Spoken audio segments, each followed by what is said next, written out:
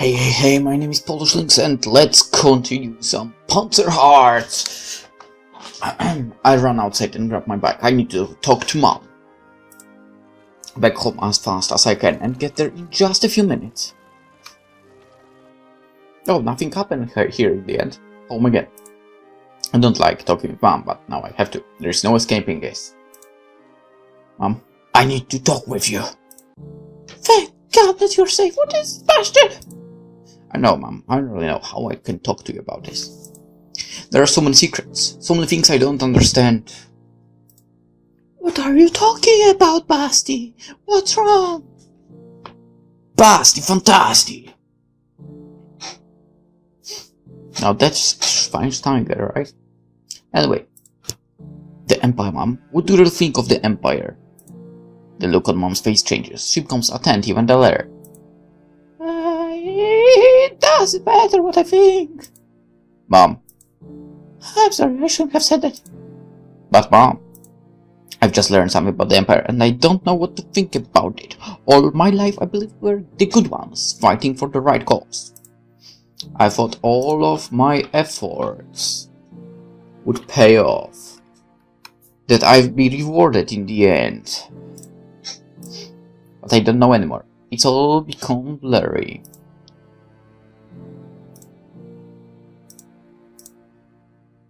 Maybe we're wrong. What if the campaign in the East is wrong?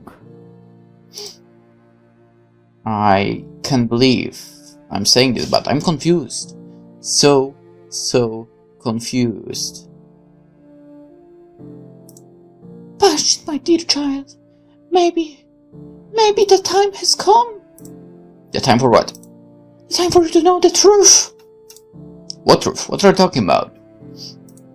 The truth about your father. Huh? Nanny? Daddy, how's everything? The place hall looks terrible. The reparations are underway. We have utilized all possible assets, including lower class workers, to get the factory running at full power as soon as possible. It seems we'll be back to full capacity within the week. The Commander-in-Chief of the Air Force held a speech today at the Sport Palace and vowed to keep the skies clear. Now, can you really believe that? I mean, I'm pretty sure it was said before that it is promised the skies will be clear, and we all know what happened. This will never happen again. I sure hope so. Guess who I ran into the yard? Bastian! He told me he's been working on a new tank and you already assigned him to an even great project for tomorrow. I'm so excited for him! Yeah, he did a good job today. If he can finish the tank tomorrow, I'll promote him to assembly supervisor. Are you fucking kidding me, man? He'll get a whole unit to command. What is this word? God damn it! How do you get promotions every single day? You go to work for 5 days and you get freaking 4 promotions. How does it even work? That boy is talented. He's both talented and handsome, and not to mention from a family with a great history of serving the Empire. He would make a fine husband. Hey. Daddy, stop talking about husbands. I'm still too young to marry. Never. Now is the perfect time to lay a foundation for your future. You have a bright car ahead of you, and it would be even brighter with a good man by your side. Daddy, I know, but I do like him. He's sweet, intelligent, productive. It's settled then. What? Tomorrow, after Bastian completes the tank assembly, I'll invite him over. We'll talk about it. Hey?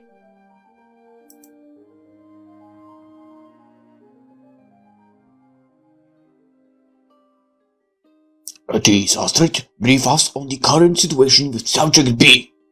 Okay, I'm curious who's Subject A. Yes, Tomasz. Okay, I'm with them, because that's freaking Polish name. I have probed Subject B on the possibility of defection. The results are at the moment unclear. I'll keep pushing until I have results. Does this mean we have a possibly compromising situation ahead? No, Subject B is unaware of any details concerning us. I am confident he will turn to our side. And if he doesn't? I believe in me on this one, Tomasz. We put our faith in you, Astrid. What's Mom talking about? It's the truth about my father. He was a great soldier and he was killed in the Grand War. Bastian, these are things you don't know about. There are things you don't know about your father. What do you mean, Mom? Mom puts her fist on the table, palm up. Slowly she unclaps it. Inside her hand is a medal. Do you know what this is, Bastian? It looks familiar, but I know what it is. Some kind of medal. Is it a military decoration? Yes, it is. Another one of those medals. Why are you showing me this? Look closer, Bastian. I see something is written there, but I have no clue what. There's text underneath the symbols. It reads, Pour la Valeur. But that's a foreign language. Why do you have a foreign military medal here? This isn't my medal. It's your father's. Why would father have a foreign medal? I don't... Shock travels through my spine. Blood swarms to my face. I feel weak. I'm going to faint. I bury my face in my hands. This is too much. Too much has happened today. I want everything to go back to normal. Everything can fall apart on the same day. I mean, technically, I feel like everything falling at the same time would be better than everything falling in a span of some time. Mom looks away from me, once again lost in her own words. For maybe I'm mistaken. Then suddenly fire ignites in her eyes. Bastian, I do not have a lot of life left in me. My suffering both as mother and wife have brought me to my knees too many times. But I need to tell you this loud and clear. Sit down, listen. She catches me off guard, brimming of life, her voice firm. I can only follow her command. It's important you listen to these words very carefully. Okay, I understand and think, what is this foreign medal doing here? Bastian, I have kept these secrets from you all these years. I apologize for that, but I did it only to protect you. If the protection guard found out, they would have killed us both. After your brother passed away, you were the only one I had left. I couldn't afford to lose you, so I kept silent. But now I feel it's my duty to tell you the whole truth. I tell you just because. Suddenly, her eyes turn wide and her jaw slackens. Before I can react, she slides to the floor. I yell and run to her side. She hit her head and blood oozes from a small cut on her forehead. I wipe the blood away from her eyes with my hands. Mom looks at me wearily, grabbing my head and holding it still. Mom? Basti! I'm sick. I can already feel the car leaving my body. I haven't told you. I thought you needed to heal your own wounds. I don't have much time left. Mom, you should have told me. I could have tried to get help. It's of no use anymore. Listen to me now and listen good. Your father was a war hero, but he was also a traitor. During the Grand War, he was officially a captain in the Empire's army, but secretly he was a spy for the Western Allies. No, this can't be true. My father was another traitor. Yeah, keep telling that yourself. I'm sure you freaking little brat would know better than his own wife. Definitely. He was a comrade to the blasted Colonel Akman. That's why he's so fond of you. The Colonel fought with my father? They were friends? One could say that. Maybe in some soldierly sense, but he's a very dangerous man, Bastian. Be aware of him. I've been carrying your father's medal ever since his death. It feels as if Anubis himself is waiting for me. Was my father fighting for the enemy? He was fighting for humanity, Bastian. This medal in my hands is a token of your father's bravery. He was even braver soldier than you have been told. He faced every possibility just to end this evil in his world. That was his most important goal. That was what he lived for. What are you saying? Mom looks at me with flashing eyes. She's fierce with energy, like a dying bear that will crush anyone who dares to come too close. It's the Empire that is evil. Your father realized that, and that's why he contacted the foreign powers and sought to help them. But didn't you see what happened yesterday? We were mercilessly bombed by our enemies. And why is that? Yes, the bombing was horrible, but do you know how many times our planes have hit the cities of our neighbors? Exactly. How can you say this? Ultimately, you need to make your own choice. I see it now, all too clearly. She's been carrying this inside of her all these years. That's why she's been so powerless, so timid, so weak. But she wasn't weak, she was fighting this insane pain trapped within her heart. Bastian! Mom's muscles stiffen like she's having a spasm. She looks at me with fear and hope in her eyes. Anubis is whispering, "It's my time to go. I love you, Basti. No matter what happens, don't trust the Empire." She takes a deep breath, then exhales. Her eyes freeze. She goes still. Mom? Mom, what are you doing? Mom? She is silent. I shake her and then nod. Nothing happens. She's dead. Mother, don't leave me now.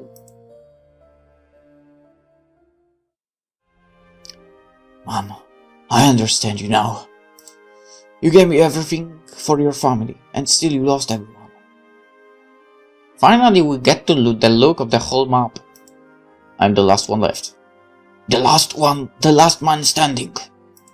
My whole world is broken, shattered. I can't trust anyone anymore. Who are my friends? Am I a soldier or a worker? Who do I work for? Who do I love? Who do I love? This has been the best summer of my life. But it feels like the end of the world. I pedal through the city with fiercest speed. I nearly run over Bastian, but at this point I don't care. What is the role of an individual in the big picture? I have a chance to make a difference. Is the curse of the war in my hands? My breathing grows heavy and I have to slow down. Somehow I've come to the Avenue of Mantu. My vision grows blurry and my hearing narrows until all I hear is a whine? My senses aren't working anymore. Is my body conserving energy for something? I glance at my watch. It's already late. I no longer have time to think. I have to make my decisions. Should I tell Contra about Astrid? I would receive great praise, definitely promotion. That would probably also bring me closer to Nefer. Or should I go to Astrid? That would join the resistance and fight for a better world. I need to make my decision now. Technically, I don't need to save. Go to Astrid. I need to go to Astrid quickly. Achievement unlocked. Rebel Prince! Nice! I start paddling again, but this time my senses are alert and awake. The traffic is slow at this hour, and I easily zigzag around the few cars that appear on my way. Tula drops the city in its arms. The great buildings and monuments of Teber are colored with shades of blue and red, as if only small parts in a great painting. I feel chilly. The last few hours have made me completely forget my material existence. A thing of Astrid brings me back to reality. Being close to her was the most real thing I have ever experienced. I guess it made me realize what's really important. I arrive at Astrid's place, my heart pounding like crazy. I'm sure of it now. I love her. I must do everything I can to help her. See, we changed that bastard into a good person. Whatever battles await me, I'm ready. I climb the stairs leading to her door. I can feel every step in my body like the trembling of a great force.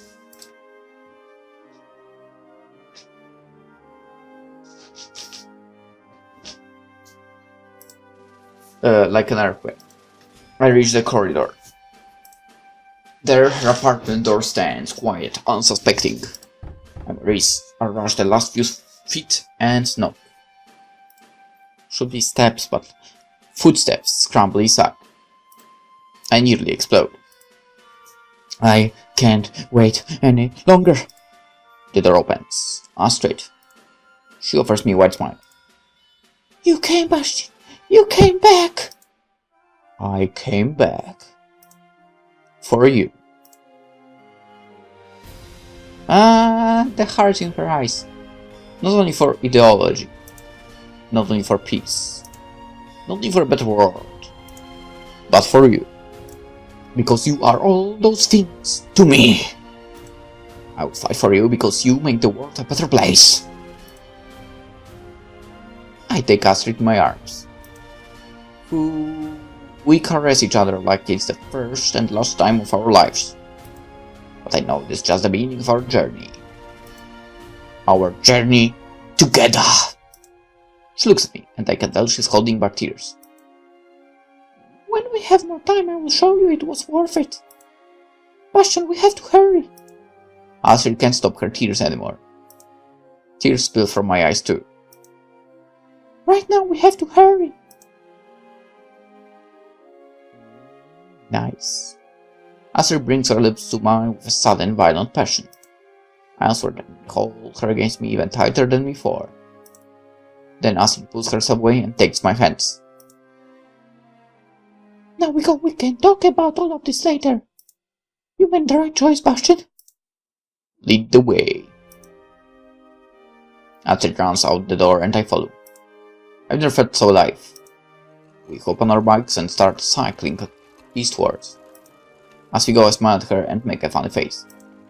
She's trying hard to remain serious, but when I shift into an even uglier face, she fades. Laughter rings out among the buildings. I have to admit, at some point I thought you were a little crazy. You're different, Astrid. Even more different than you thought, huh? She flashes a devilish smile. I realize how much I've drawn to her. She is a magnet that defies all other forces around me. Even the world seems to fade away next to her. I'm possessed by her. And I love the feeling. Astrid laughs, as if humbled by my remarks on her personality. Just a normal girl living in our normal world. Our circumstances make us who we are. I'm very happy you turned into the right kind of man, Bastian. She looks very serious when she says this. Both sudden the joyful, easy feeling is gone. Astrid, I have to tell you something. Please do. My mom, well, she went to the afterlife. She died in my arms. Astrid skips to a halt. I stop a few meters in front of her. Our eyes lock. She slowly approaches me, all the while holding my gaze. Oh, Bastian! Astrid takes hold of me and squeezes me tight. I'm dumbfounded, but I manage to regain my senses and answer my caress. We hug for a long time. It's as if everything around us disappears. Among it through my war, betrayal, I feel her warmth. That's the most real thing in all existence. Her body beating, warm, close to mine. It gives me all the courage I need. Astrid brings us to the edge of a forest. It's a dense woods, but I find it hard to imagine there could be something so secret going on so close to Teber.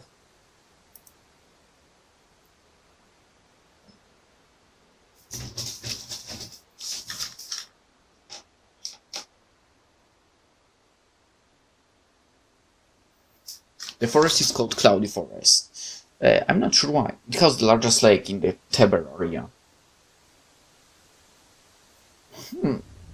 Interesting.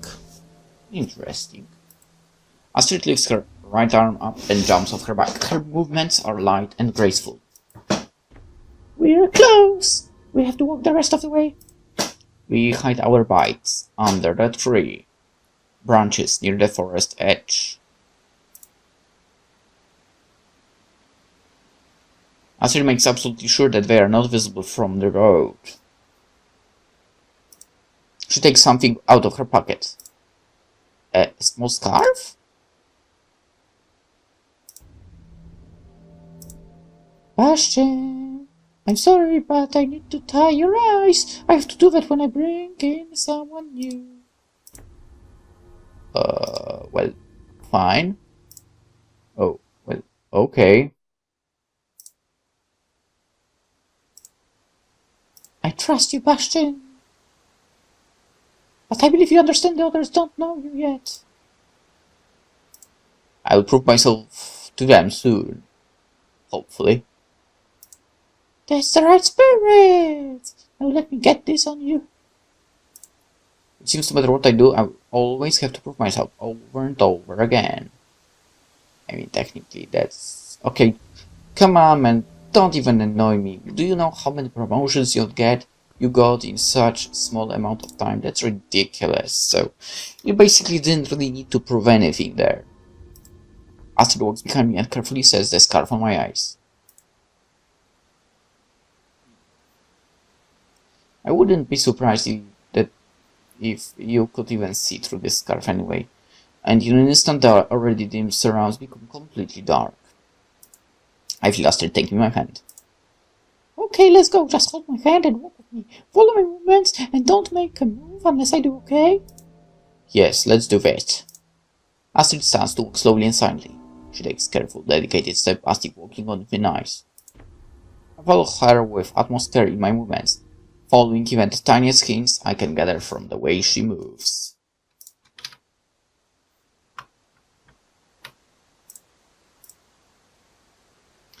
It's like a dance, only I can see my partner.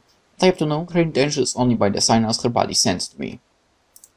I try to remain calm, but I fail miserably. My heart pounds like a horse-class battleship engine. The darkness has wrapped me in its silent caress, and I notice my senses growing. Alert.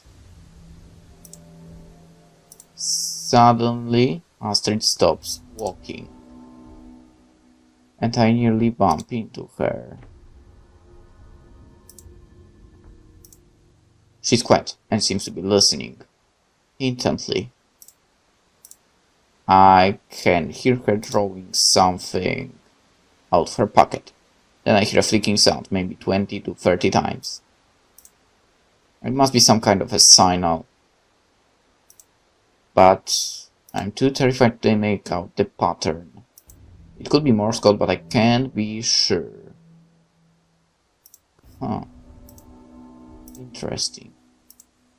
Bruno was great at these kind of things. He was doing signaling work at the airship.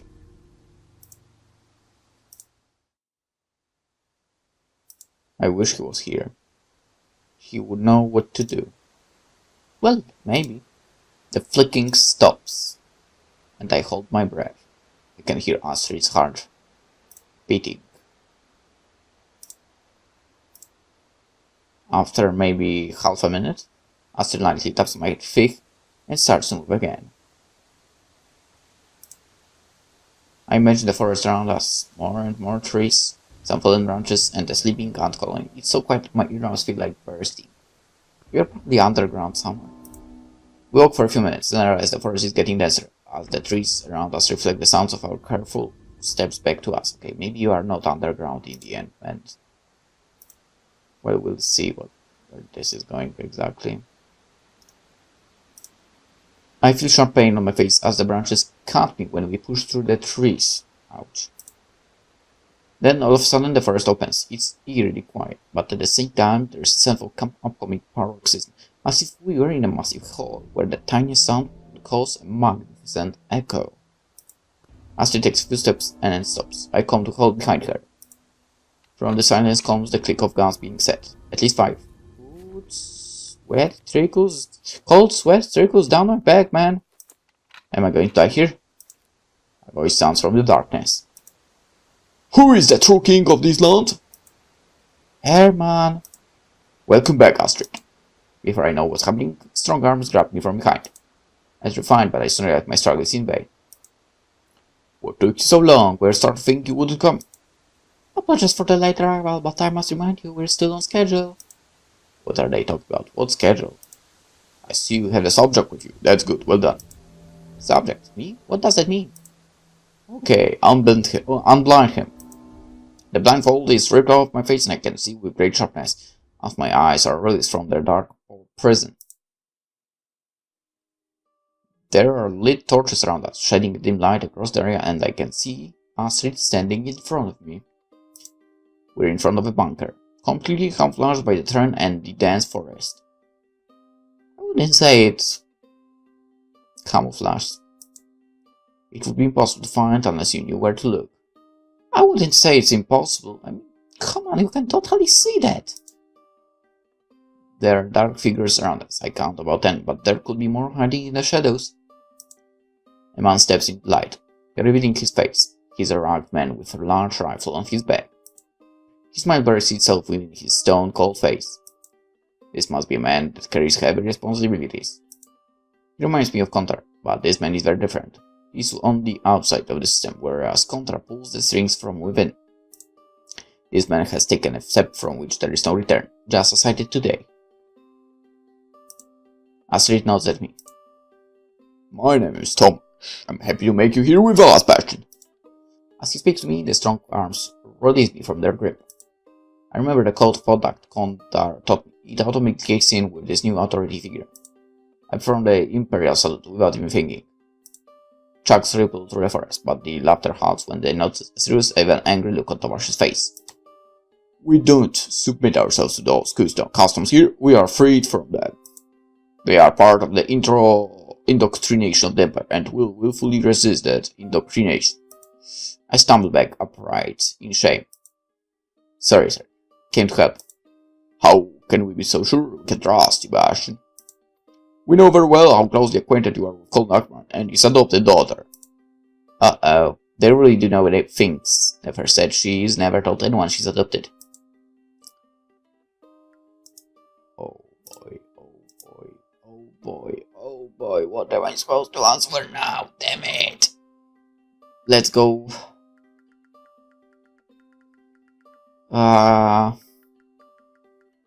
Whatever.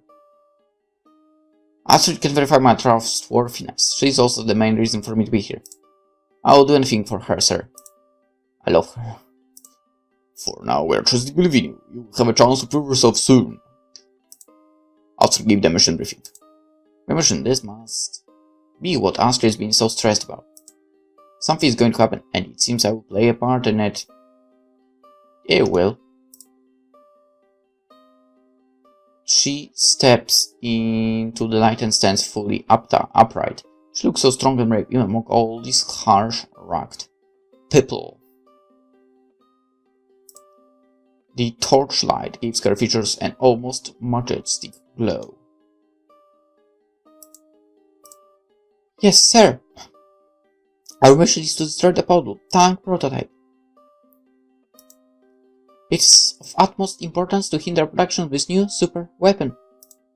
If the Apollo makes it to the battlefield, our allies do not stand a chance against the Empire's army. You can destroy the prototype. That will put a huge dent in further production of this weapon. Okay, who's Takarada Rika, dammit? And do I need to start watching Gridman? I mean, she's freaking cute. Anyway, back to the game. Attack Plan A, Castle Raid, is simple. We raise the factory early in the morning, when the shift changes takes place, and destroy the prototype. This was our original plan, however the Empire seems to have lately gotten a whiff of us. Secret measures have tightened significantly. Therefore the possibility of success for this mission has lowered greatly. Even if we succeeded, we would most likely suffer heavy casualties. Well then, this is not an option. How about we don't do that? A little suggestion from me. Astrid pauses and walks a few meters forward so the people around us have a clearer view of her. The suspense is almost palpable. Which in the current state of affairs is unacceptable. Besides, in the heat of the battle, we might destroy the wrong tank. Therefore, we need a new plan. Attack Plan B, Injection, is more subtle. 2 covert agents have infiltrated the factory. They will assemble the Apollo tank prototype and set a bomb inside of it. We have made sure these 2 will take part in the assembly. With this plan, we can be sure we destroy the right tank, in addition, avoid casualties. Therefore, Attack Plan B is preferred. As he takes a long look at everyone present, my eyes have gotten so used to the darkness that I can see the faces around me. They all look very determined, ready to give everything for their cause. I'm sure they wouldn't hesitate to give their lives for it. Any questions regarding the plans? Who are these cover agents? They are the 2 people here who already work at the factory. I tried to swallow, but my throat is suddenly as dry as the great Turkus desert. Well, nice.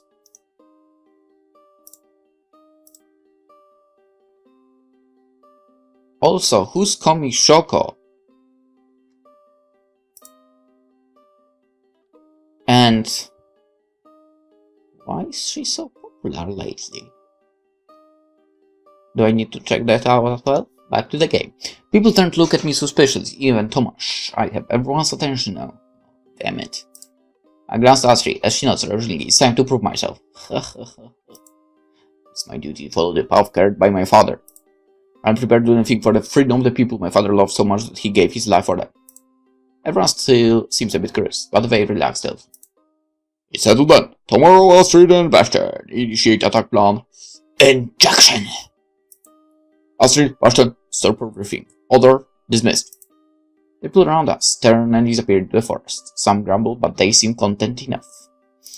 I need to show them I'm worthy of their trust. Great courage and pride fill my heart. I've never been given so much responsibility. I don't like responsibilities. I will not fail. I cannot fail. I'll listen as the plan unfolds. Astrid looks more focused than ever. The plan is good. Tomorrow we'll see whether it's good enough. Hopefully it is. Hopefully it is. Okay, the factory gates. Okay, we are really fast in this place. The factory gates rise ahead of Astrid and me. They seem different today. Taller, darker, heavier. For the first time, I'm afraid to cross the gates. I'm a traitor. And destroying what I held dear. What are you thinking, Bastian? Are you okay? It's nothing. Astrid takes my hand. This must be hard for you. Just remember our goal. We're fighting for something bigger than us. Stay strong. We've reached the final stretch. We enter the gates. I try to keep my cool, but I can't shake this uneasy feeling. In the yard, we are approached by Hans. Bastian, good morning. Go see Colonel Command, immediately. Yes, sir. Astrid looks at me, but doesn't say anything. Everything in others of it looks the same, but everything is different now. I suddenly realize this might be the hardest part of being a rebel, letting down the man who has helped me so much. I remember the first time I stood in Contar's office. I felt scared, then I remembered what helped me then too. Contar stands facing the window, his back toward me. I perform the imperial salute by putting my right hand on my left shoulder in bow. My left arm hangs down so low, it almost touches the floor. I wait for recognition from authority. I perform the salute to the minute's detail. At least a minute passes. A small bed of sweat gathers my forehead. Still, I wait. I don't dare to glance up at Contar. Why isn't he saying anything? Another minute goes by. My breathing gets heavier. My left leg starts to shake. I have to do something. I slowly raise my head just until I see Contar. He's still facing the window. He seems to be very deep in thought. Fear rushes through my body. Does he know? How did he find out? What's going to happen? I'll go to prison. Even worse. Have they already taken Astrid? Do they know about the hideout? Contar turns around, surprised, then he smiles. Bastian, by the love of Father, what are you doing? Sir, I'm performing the salute.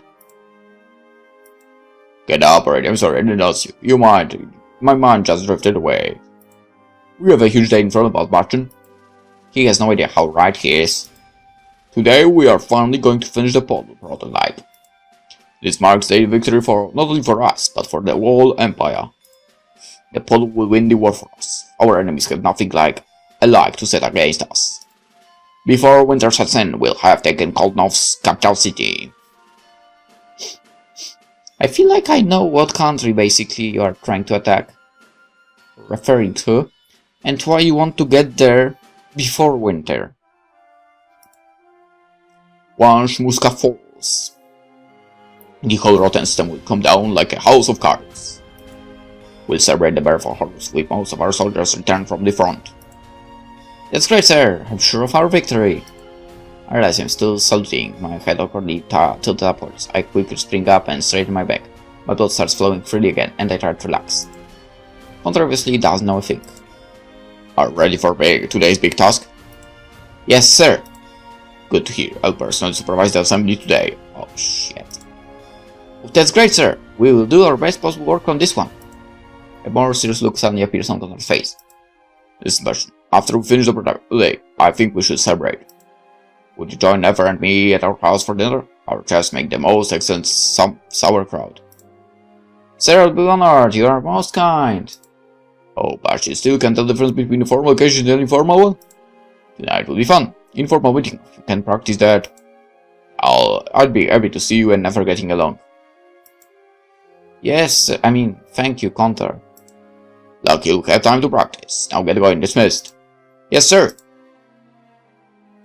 I feel horrible. I've let Contar down in a monstrous way. I know. It's for the right cause, but does it really have to be done like this? I guess there's no other way. I would lose contour and never forever. The die has been cast. What? The dice has been cast. In other words, it might have gone differently. But that was the choice of PolishLynx. I step into the assembly hall. It's the last time I will ever do so, at least as a factory worker. The air smells of hot metal and petroleum. The machinery, the conveyor belts, the welding, the large pieces of metal.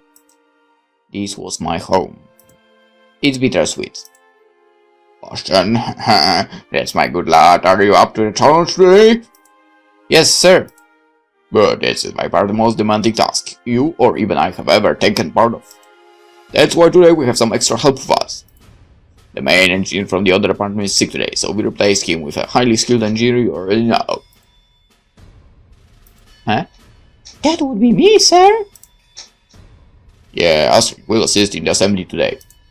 In addition, consider the importance of today's work on the permanent will personally supervise the assembly. Sir, yes, sir. Sir, yes, sir. You two seem quite eager to take on the task. That's good, but don't get carried away. Remember to take the utmost care. Your career depends on this, and should you fail, you could lose your jobs.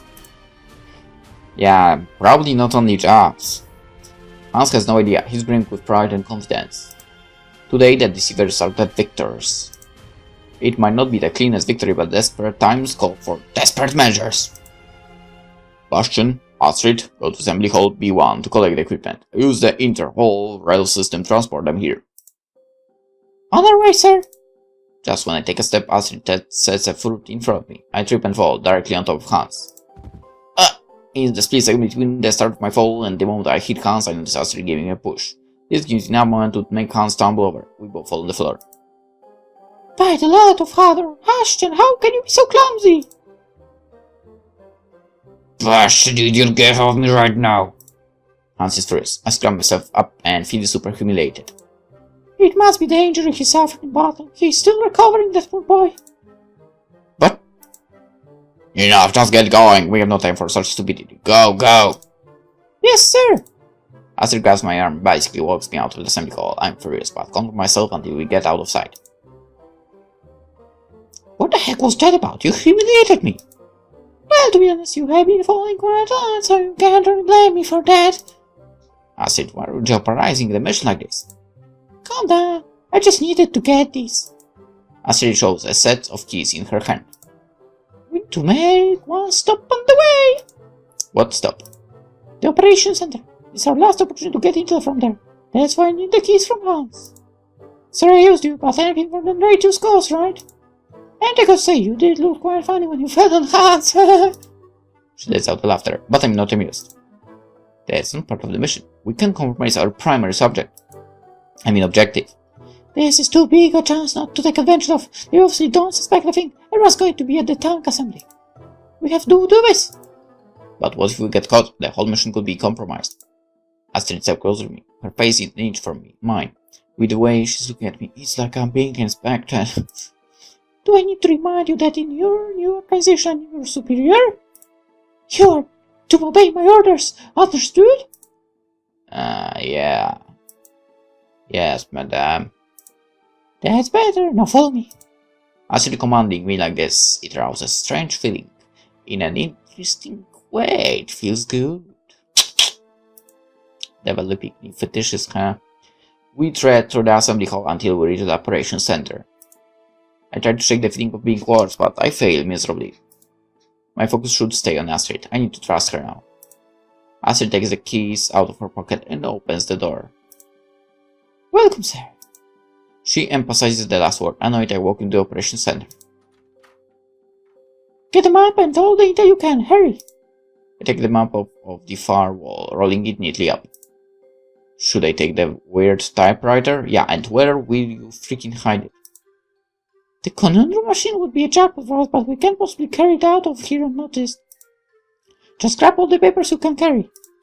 I go through the drawers and fill my lap with papers. Astrid throws the duffel bag in front of me and I stuff the papers on the map inside. Okay, time's up. Let's get going before we got suspicious. We quickly exit the operation center and lock the door behind. Nobody's watching. We made it. Walk straight to assembly hall B1 as quick as possible without looking suspicious. The tank pieces for the Podol are gargantuan. The massive assembly hall feels smaller because of the tremendous size of machinery we're about to assemble and destroy. We climb the turret piece. It's huge. The barrel's nearly 10 meters long. Astrid takes a package out of one of her pockets. It's the bomb that will destroy the Podol prototype. Astrid sets the timer on the bomb. 8 hours. We insert it deep inside the barrel, both gleaming with concentration. It's all done in complete silence. We practice all night to get this right in a heartbeat. After that, we climb back down and get into crane operators' cabins. We need 2 cranes to lift the piece up, so heavy they are. With great precision, we attach the pieces on the overhead hooks. One mistake and we could break the pieces, or most likely, the cranes. But our teamwork is flawless and we get all the pieces attached swiftly and neatly. The overhead hooks are attached to the inner hull raised and we'll take the pieces to assembly hall A1. After finishing the job, we get out of the cabins. I feel like hugging Astrid, but I know we are not done yet. No, the hardest part is still ahead of us. But for now, everything is going according to plan. In silence, we head back to main assembly hall A1. What took so long? We don't have a day. Get to the assembly area now. Hans is nearly spitting with anger. As I'm heading toward the assembly hall area, I spot Contrap heading our way. A cold bed of sweat drips down my spine. Oh, he really is no good with any kind of pressure. Facing now, at a time like this wasn't part of the plan, but I can't help it.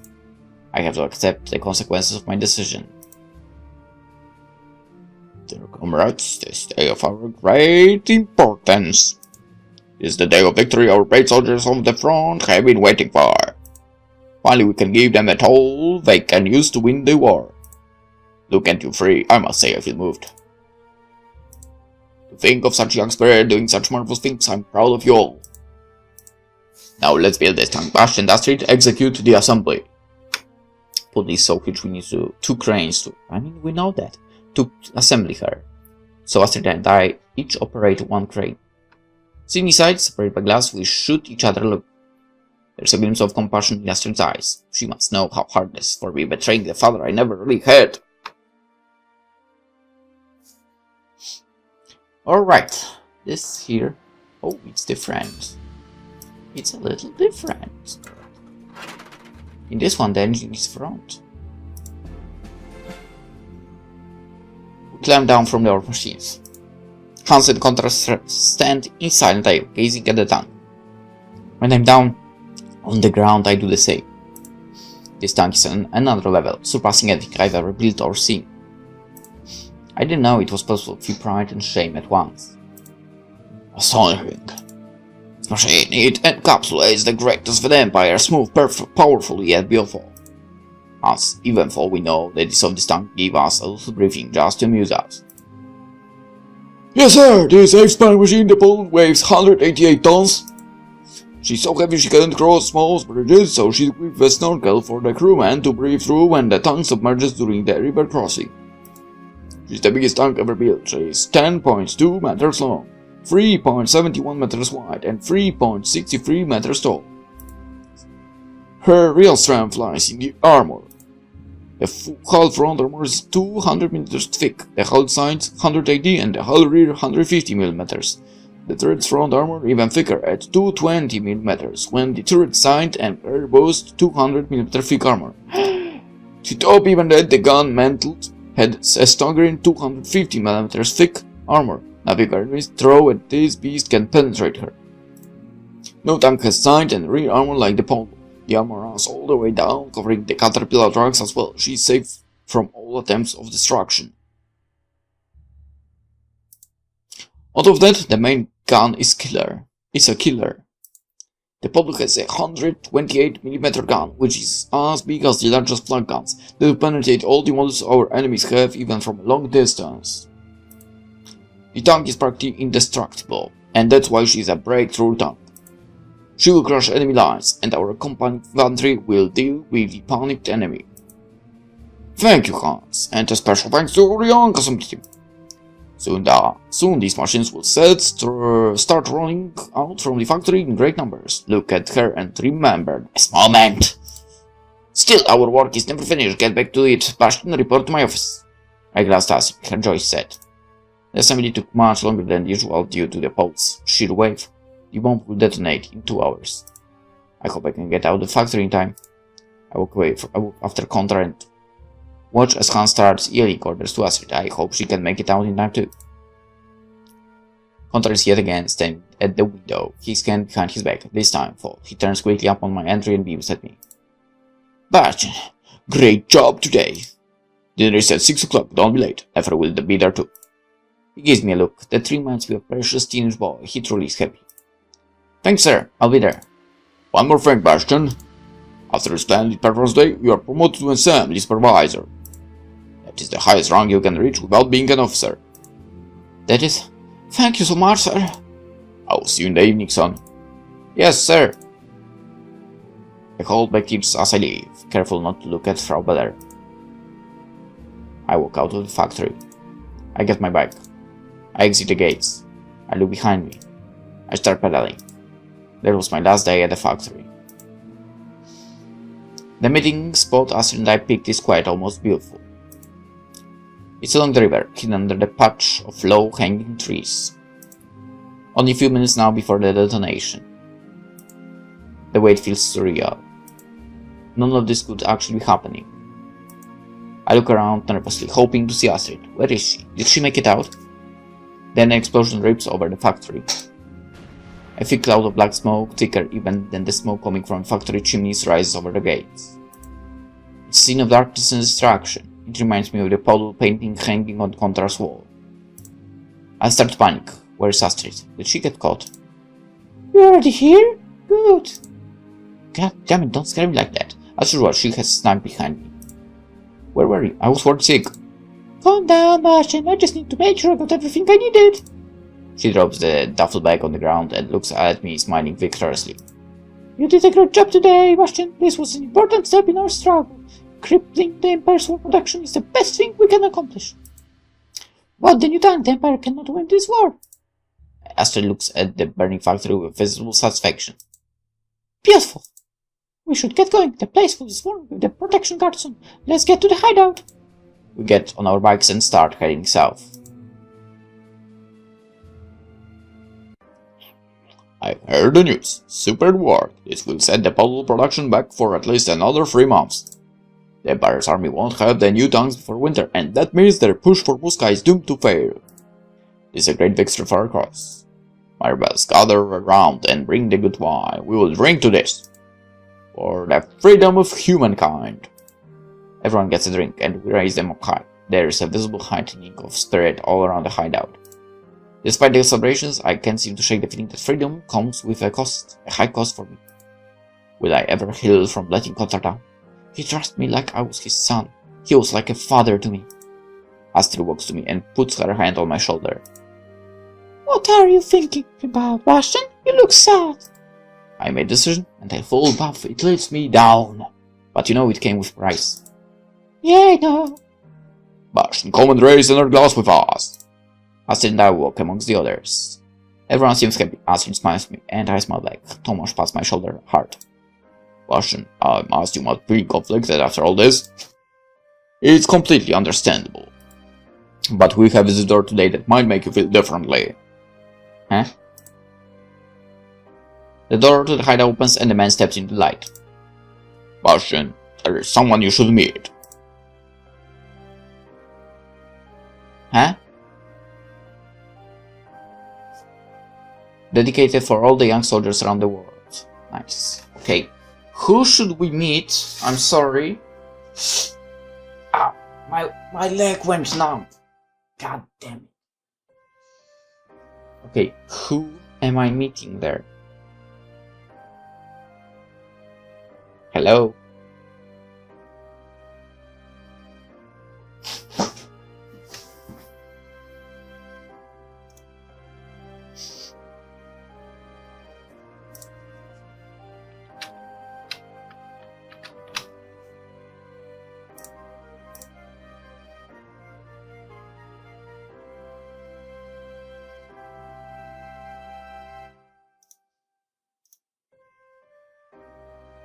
Right, really, I'm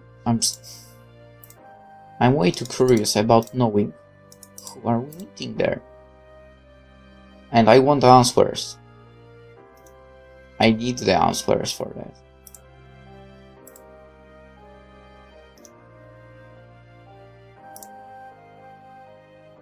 Okay, please, please, let there be something after the credits. There needs to be something, please. Shit. It was nothing. I'm way too curious about who that was. Maybe his father? In the end? I mean, maybe he didn't actually die? Anywho, that was Panzer Hearts. Hope you enjoyed. Oh, see. I think there is another ending. We'll see in the next episode if there is. So yeah, see you there. Bye bye.